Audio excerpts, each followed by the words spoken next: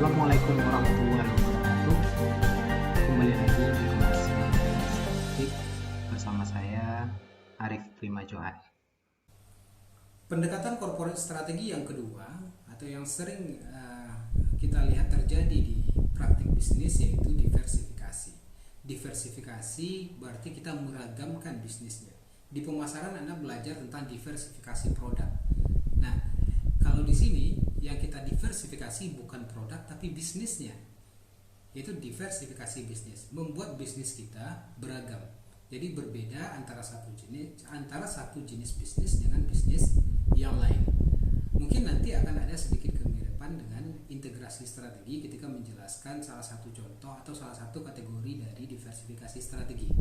Baik, diversifikasi strategi sebenarnya mengikuti konsep manajemen portfolio, yaitu kita berupaya untuk meragamkan bisnis kita agar value kita menjadi optimal dan risiko kita bisa diminimalisir.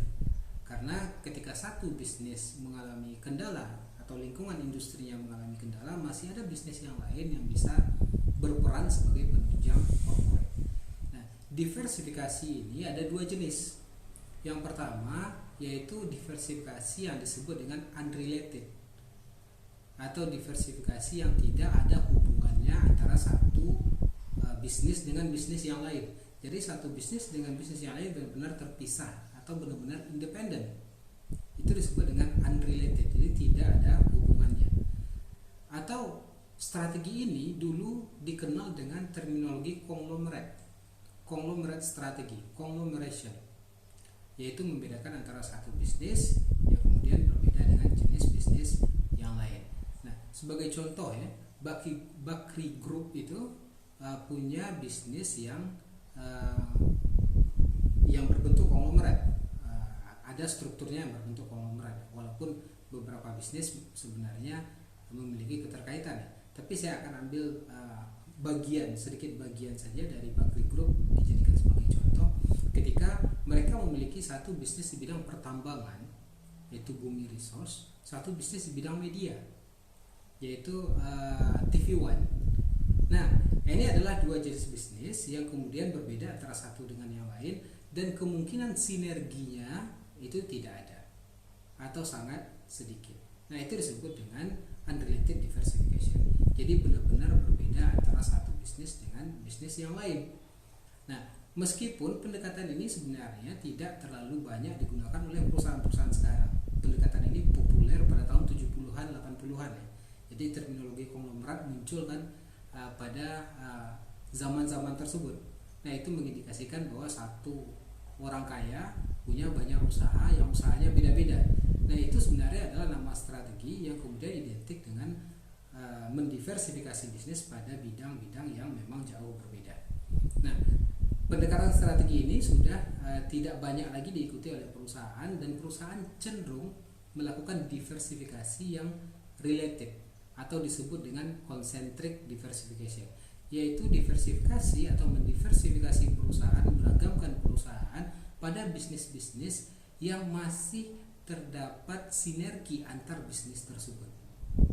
Masih ada kemiripan dari proses bisnis ya, bukan dari produk, tapi dari proses bisnis, dari penggunaan teknologi, dan juga terdapat sinergi dalam operasional bisnis tersebut. Nah, ini disebut dengan concentric diversification. Sehingga sekarang kita bisa melihat bahwa perusahaan-perusahaan corporate cenderung memiliki bisnis yang kelihatan hampir sama. Bisa jadi mereka mengupayakan ada sinergi di dalam bisnis tersebut. Dan kata kunci untuk melihat apakah perusahaan tersebut diversifikasinya konsentrik atau konglomerat adalah terdapatnya sinergi antar unit bisnis. Sinergi bisa jadi ketika perusahaan menggunakan satu teknologi yang sama, menggunakan fasilitas yang sama, menggunakan mesin atau infrastruktur yang sama. Nah, di sana kita sebut ada sinerginya. Nah, kecenderungan perusahaan menggunakan strategi seperti ini pada pada lingkungan bisnis akhir-akhir ini ya. Kita ambil contoh, kalau yang besar seperti Facebook mengakuisisi perusahaan-perusahaan yang kemudian bergerak pada bidang yang hampir mirip dengan perusahaan induknya.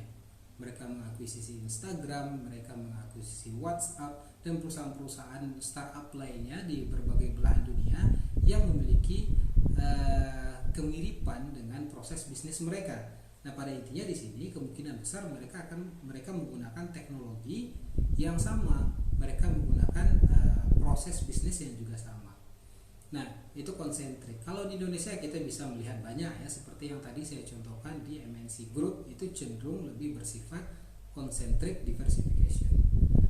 Nah, sekarang seperti Gojek itu juga sudah menjadi sebuah korporasi cenderung mengakuisisi bisnis-bisnis yang bergerak di bidang teknologi dan di bidang digital. Nah, seperti itu kira-kira penjelasan terkait dengan terkait dengan diversification strategi. Jadi pada umumnya atau